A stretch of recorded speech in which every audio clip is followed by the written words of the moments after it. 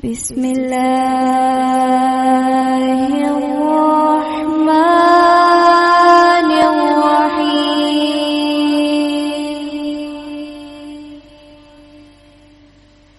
تبارک الذی بیدہ الملک وہو علی کل شیء قدیر۔ پیارے ساتھیوں، کیسے ہیں آپ سب لوگ؟ امید ہے کہ آپ سب لوگ ٹھیک ٹھاک ہوں گے۔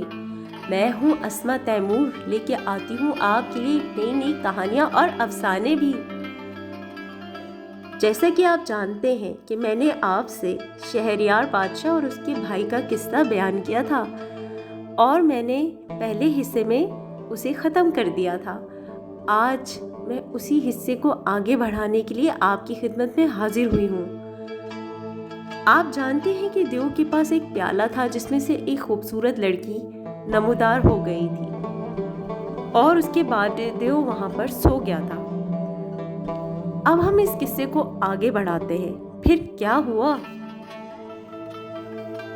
دیو نے اس لڑکی کی طرف دیکھ کر کہا کہ اے شریف زادیوں کی سرتاج، جس کو میں نکاح کی رات اٹھا لایا ہوں، اب میں چاہتا ہوں کہ ذرا سو لوں۔ یہ کہہ کے وہ لڑکی کے زانوں پہ سر رکھ کر سو گیا۔ لڑکی نے سر اوپر اٹھایا تو ان دونوں بادشاہوں کو درخت کے اوپر بیٹھا دیکھا۔ یہ دیکھ کر اس نے دیو کے سر کو اپنے زانوں پر سے اٹھا کر زمین پہ رکھ دیا اور خود درخت کے نیچے آ کر کھڑی ہو گئی اور اشارے سے کہنے لگی کہ اتر آؤ اور دیو سے نہ ڈرو۔ انہوں نے جواب دیا کہ خدا کے واسطے ہمیں بدکاری سے معاف رکھو۔ لڑکی نے کہا کہ اگر تم نہ اترو گے تو میں دیو کو جگا کر تمہارے پیچھے لگا دوں گی، اور وہ بری طرح سے تمہیں موت کے گھاٹ اتارے گا۔ ڈر کے مارے وہ دونوں بیچارے اتر کر اس کے پاس آ گئے۔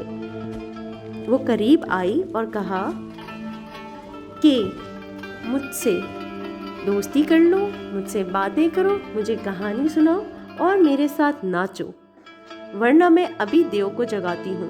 دیو کے ڈر سے شہریار نے اپنے بھائی شاہ زمان سے کہا کہ بھائی اس کا کہنا مان لو۔ اس نے جواب دیا کہ نہیں، پہلے آپ ڈانس کیجئے نا، آپ ناچیے نا اس کے ساتھ۔ وہ یہی بات کر رہے تھے کہ پہلے کون ناچے گا کہ لڑکی نے کہا کہ میں دیکھتی ہوں کہ تم دونوں بہت نخرے کر رہے ہو۔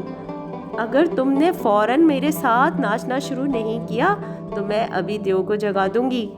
دیو کے ڈر کے مارے دونوں نے اس کے ساتھ ناچنا شروع کر دیا۔ دونوں نے اس سے کہانیاں بیان کی۔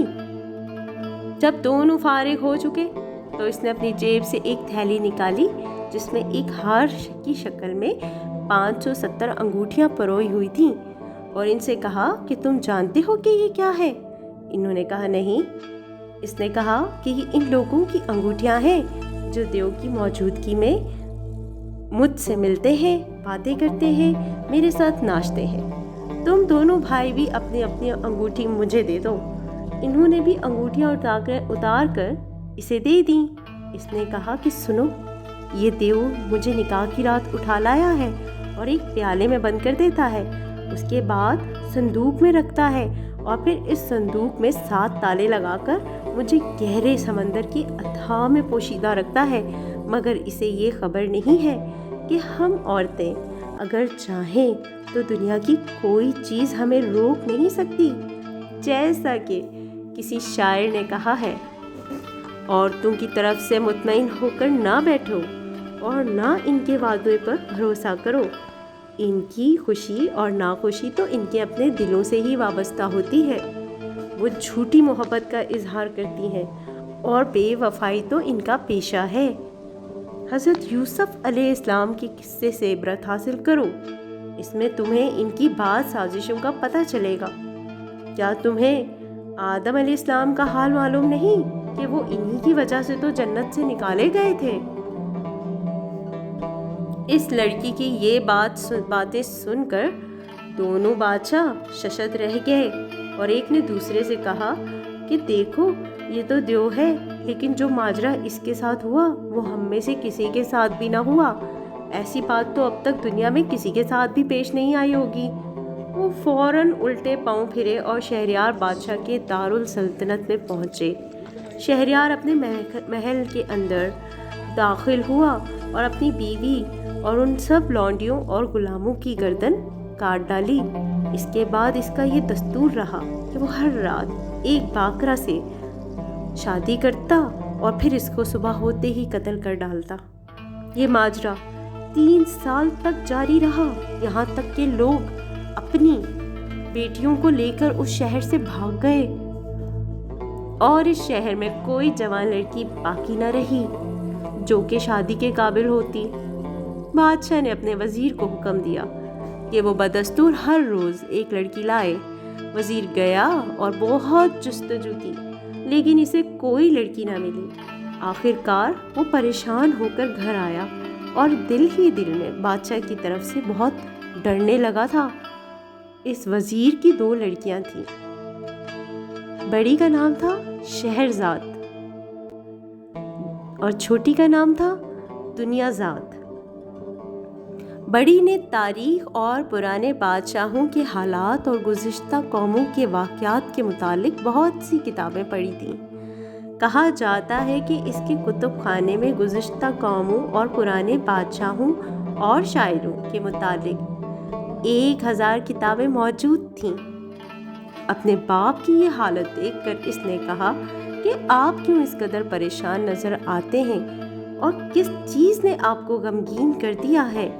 اس کے متعلق کسی شاعر کا قول ہے، جو شخص غمگین ہو اس سے کہہ دو کہ غم ہمیشہ نہیں رہتا، جس طرح کہ خوشی بھی فانی ہے، غم بھی ہے۔ آپ لوگ بھی دوستوں پریشان مت ہوا کریں، خوشی اور غم دونوں فانی ہے، کبھی غم کا موسم اور کبھی خوشی کا موسم۔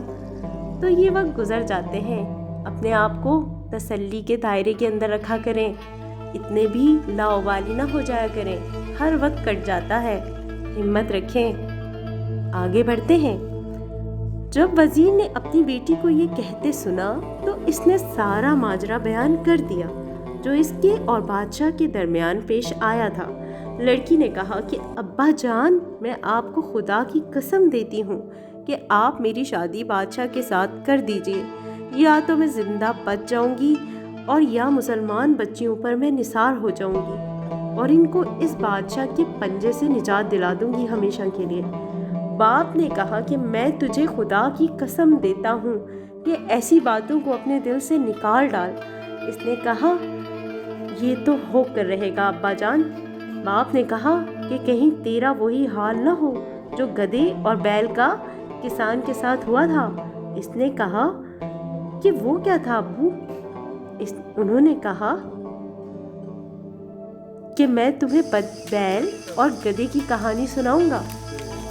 پیارے دوستو، میں تو اب یہ کہانی آپ کو آگے نہیں سنانے والی، کیونکہ اگلی بیل اور گدھے کی کہانی میں آپ کو دوسرے حصے میں سناؤں گی۔ ہمارا پہلا حصہ مکمل ہو گیا ہے، جہاں شہریار بادشاہ اور اس کے بھائی کی کہانی ختم ہوتی ہے اور وزیر کی دونوں لڑکیاں اس کہانی میں انٹری کرتی ہیں، جس میں شہرزاد اور دنیا زاد دونوں بہنیں ہیں۔ اب ہم اس کہانی کو اگلے حصے میں مکمل کریں گے۔ جو اگلا حصہ ہوگا وہ بیل اور گدھے کی کہانی ہوگا۔ امید ہے کہ آپ میرے ساتھ رہیں گے اس سفر میں، مجھے چھوڑیے گا مت، ورنہ میں کہانیاں کس کو سناؤں گی۔ پیارے دوستو، میرے چینل کو تو سبسکرائب کرنا بالکل بھی نہیں بھولیے گا، ورنہ آپ میری اچھی اچھی باتوں سے محروم رہ جائیں گے۔ میں ہوں عصمت تیمور، آتی ہوں آپ کے پاس نئے نئے افسانے لے کر۔ بہت شکریہ یہاں تک کے سفر میں میرے ساتھ رہنے کے لیے۔ چلتی ہوں، اگلے حصے کے ساتھ پھر حاضر ہو جاؤں گی۔ اللہ حافظ۔